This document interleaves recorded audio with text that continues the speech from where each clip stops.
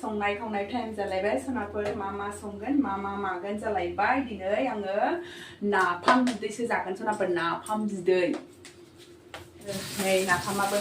न'निफ्राय लाबोखानायमोन माने नोंगुमैनि लोगो दतमानि हरनाय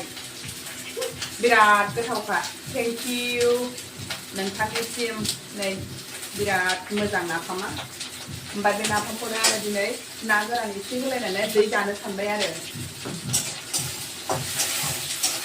गोदोफोरखौ बिराद जायोमोन ना नाफाम बिदै ना गोरान होलायनानै बेफोरबायदि बिराद जानाय जायोमोन खिन्थु दानि मानसिफोर जालानो ओमफ्राय आंहा बेफोरखौनो गोसोखाङो आरोखि गोदोनिखौ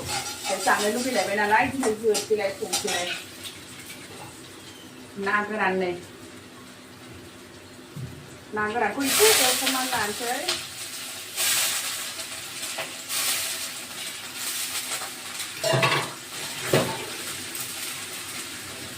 लगाव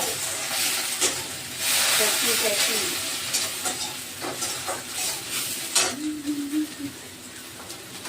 संख्रि सोखानोसै नङाबा नाया रस जानाय नङाना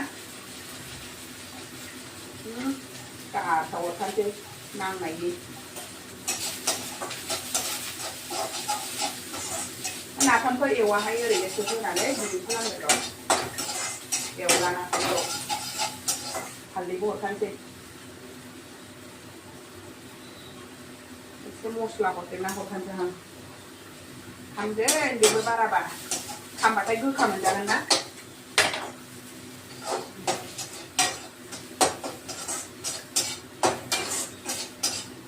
बांद्राय थाव होआखै ओरैनो पियाज एवनो थाखाय एसे होफादों आङो थावखौबो आग्लानाथ' रुनानैसो जायोमोन ना नाफाम बिदैखौ अब्लाबो आं एसे होबाय दै जाखर माथो मोनबाय थानो सानफ्रामबोलाय बे कफि आलु फान्थावखौलाय बेसेबां जानो बेफोरसो दा जोंना गोदोनि ओंख्रिया वाव नाफामखौ गारदेनफिननोसै दा नैबे नाफामखौ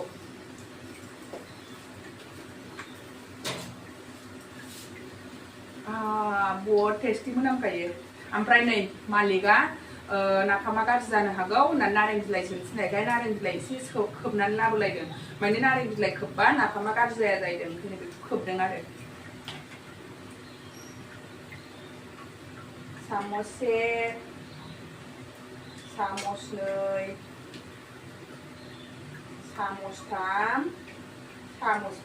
साम'ब्रै हरबाय आं नै जामलायलायबाय आयै जामहोनोबो बादोंमोन सामब्राम गुफुरजों हाइजेंजों एसे देनानै हरबावसै गोथाव जानायनि सामब्राम गुफुराबो ओरैबायदि गिदिर गरनैजोंनो होगासेखा हाइब्रिद सोब बुस्थुआनो हाइब्रिद सामब्राम गुफुरबाबो हाइब्रिद बेसरबाबो हाइब्रिद जोबखा नै हाथारला आङो बे जायगाखौ माला थांनो मोननो आंनि जायगायाव देना होनसै बेखौनो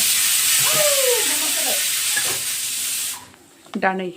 ओंख्रि मोनसान्दि खामानिया नुबाय बे सिन बुंजासे जानानै दङ माने दहायनि नास्ता जानायनि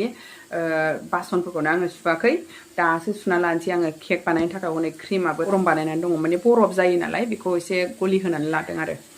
दा बे बथलफोरखौ सुस्रांनानै लानोसै आङो माने आङो सिगां सुग्रोनानै लायाखै जै ओंखाम संग्रायाव हाबबाथाय आंना लागाथाक मावलांसै आरो फारसेथिं ओंखाम फारसेथिं ओंख्रि फारसेथिं थोरसि लथा दा बेखौ सुना लाग्रोजोबसै आं दांनो हाया ओमफ्राय नै एसे सान्दुं दुंनायखाय एसे दांसाबनो हादों बेजोंनो मोनथां नङाबाथ' रोगानो फरिसान दै गुदुं रोगाबायनानै गाहायावसो सुयो आङो सुनो हाया दा एसे सान्दुं दुंनाय ना ओंखायसो सुनो हादों गुसु होमबाबो थिंखिनि दै जमा जाथुमनाय गुसुआथ' जाखायो गैया रोगाबाय थानो बाराय जोङो ओरैनो दुगैखायाखै दुगैबावनांगौ आंहा ओंखामखौ मोननानैसो दुगैनानै स्र' ओंखाम जाफैलाय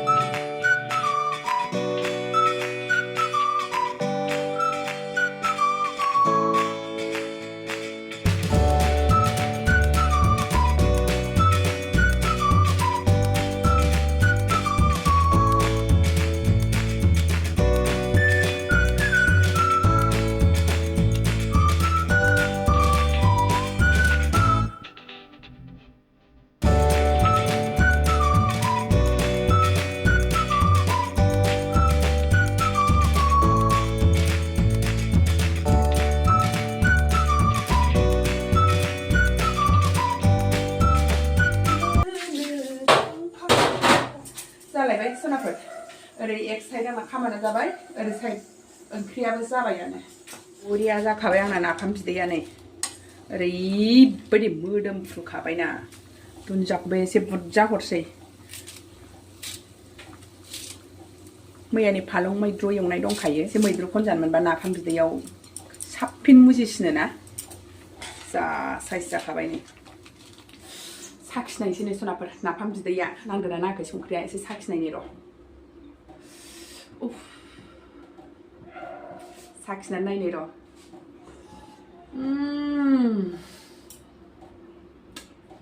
बरिया सनाफोर ओरैबायदि गोथाव जाखाबाय गोदो मोनजानाय बायदि जाखाबाय जाथारबाय जेबो नांगौ गैला बानलुबो संख्रिबो ज्रोम पारफेक्ट दा नै ओंखाम जाना लाग्रोसैलाय सोनाफोर ओंखामखौबो दिनै एसे बांसिन लाखालायबावबाय आङो नै नाफाम बिदै ओमफ्राय जाबाय मैयानिनो फालें एवनाय नाफामानो जि जानो थिनबाय आंखौ थाब थाबनो दिनै 12थाल' जादों दिनै थाब जाग्रोसां लोंग्रायलायबावबायसो आङो फिसाजोआबो जाथ'वानो मिस्टाराबो जाथ'वा गैया फैथ'वाखै जाग्रोसै आंहा माने बे नाफामनि मोदोमबाय थानायखौ आङो थानो हालागैसो जानो लुबैथारबाय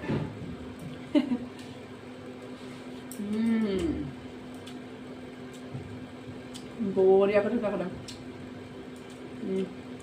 मैद्रुआबो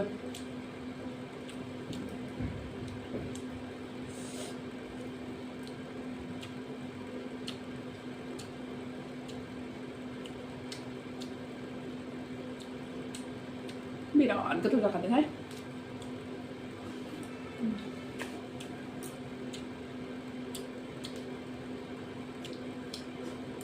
मालाया गोथाव मोनदामोन आं हले बिराद गोथाव मोनखायो नाफाम बिदैखौ सोर सोर गोथाव मोनो सनाफोर नोंथांमोनहा नाफाम बिदैखौ कमेन्टआव खिन्थाहरनो बाथोननिफ्राय आं बिदैखौ साबसिन गोथाव मोनो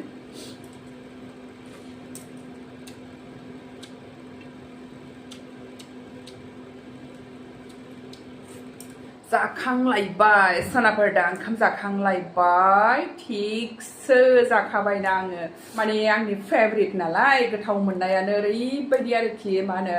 उदै बुङा बुङा मोनलायबावो आरोखि जाबावनो मोनबाय थायो थिगसो जाखाबाय आङो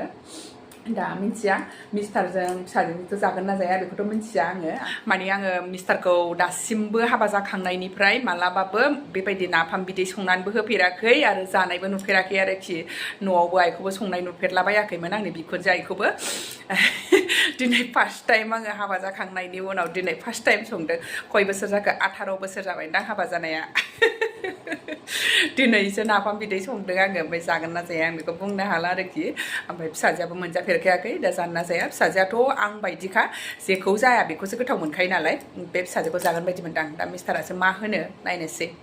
दा आङो नोंथांमोननो मोनसे खोथा शेयार खालामनोसै सनाफोर माने बै चिरां डिस्ट्रिक्टनि सिगाङावनो बै माबाया आदा सोमदोननि इउटुबारा शेयार खालामना होदोंमोन न'खरसे गोरिब न'खरखौ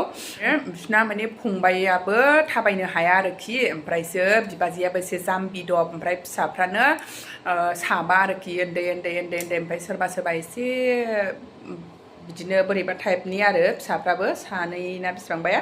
ओमफ्रायसो बिनानावबो सासे दङ ओमफ्राय सासे आब'आ बिसोरखौ अनसायनानै गावसिनि फिसा खालामनानै लानाय मानाय बिराद खिथादोंना ओमफ्राय आं बिराद मोजां मोनदों आरोखि बै आब'निसिम बायदि गोरिब न'खरखौ अनसायनानै गावनि फिसा खालामनानै लानाय मानाय बेफोरबायदिखौ खोनानानै आं जोबोद गोजोननाय मोनदों बिथांमोनहा जेब्लायबो इसोरनिफ्राय बोर मोन्थों बे आब' ओरैनो ना बोरैबा नाम होन्दोंमोनलाय बे आब'नि थ्रुयैनो माने आदा सोमदोननि इउटुब चेनेलाव बुंथिनानै होनानै दा एसे अनसुंथाइबो मोनबाय रायजो राजानिफ्राय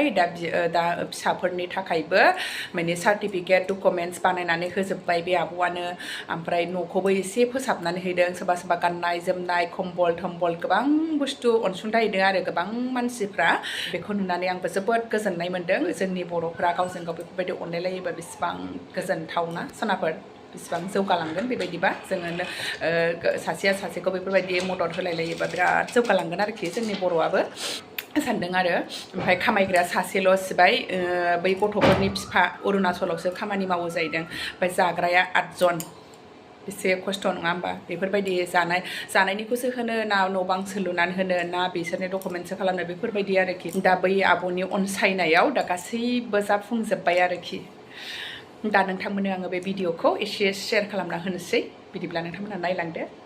दा नै बिथांमोननि आखायाव दा डकुमेन्टस फैबाय बिथांमोनाबो माने गोदाव सोरावमोन लाइन गैयामोन मोनसे लिगेसि होननाय बुस्थुआ माने गोदाव सोराव जानानै दंमोन बिथांमोनहा आस'खान्दा दा बिथांमोन नैबे आब'मोना गावनि आंगो मानसि खालामफैनानै लानायनि उनाव दा बिसोर गासैहाबो डकुमेन्टस थानाय गावबागाव मोनसे माने इण्डियानि सिटिजेनशिपखौ मोनसे हल्ड खालामनो हानाय बायदि डकुमेन्टसखौ बिथांमोना मोननो हाबाय आरो दा बेफोर गासैबो नोंथांमोननि अननाय हेफाजाब जायनि थाखाय आलाय सिलाय जानाय जोंनि नैबे मोनसे बर' न'खरनि सुबुंफ्रा दिनै डकुमेन्टसफोरखौ मोननो हाबाय दा नोंथांमोननि सहाय अननाय ओमफ्राय माखासे मानसिफोर बेबायदिनो डाइरेक्ट फैनानैबो होफैदों औ सोरबाबा माइरं होफैदों सोरबाबा गाननाय जोमनाय होफैदों औ बिथांमोनखौ आं हाजासे आंनि गोसो गोरबोजों हामबाय होनो आरो नैबे जों फार्स्ट टाइमाव जों नुदोंमोन बे प्लास्टिकनि गिजिमोन बियो नोंथांमोननि मदद नोंथांमोननि सहाय होनायनि गेजेरजोंनो जों बे थिंफोरखौबो लायनानै बेबायदि खोबनो हाबाय आच्छा नुबायना सोनाफोर भिडिअखौथ' नोंथांमोनहा मा सानो आंथ' जोबोद मोजां मोनदों रायजो राजाफ्रा बयबो बिसोरखौ अनसायदों बा आब'निसिम आरो आं बांसिन गोजोननाय मोनदों आरोखि माने गोरिबखौबो गोरिब होननानै नासयनाङा माने सानसे समाव बिसोरबो माबा मोनसे माबानानै राहा मोनो थाखा फैसाजोंल' नङा बे गोरिबखौबो सानसे समाव नांगौ जायो ओंखायनो आंथ' गोरिबखौबो गोरिब होननानै नासया मालाबाबो आंनिया माने मानसि नालाय मानसि गोरिब जा मालिक जा सोरबा गिदिर जा गासिबो आंना समान आरोखि आंनि गोसोआव ओरैबायदि समान मोनो आङो बयखौबो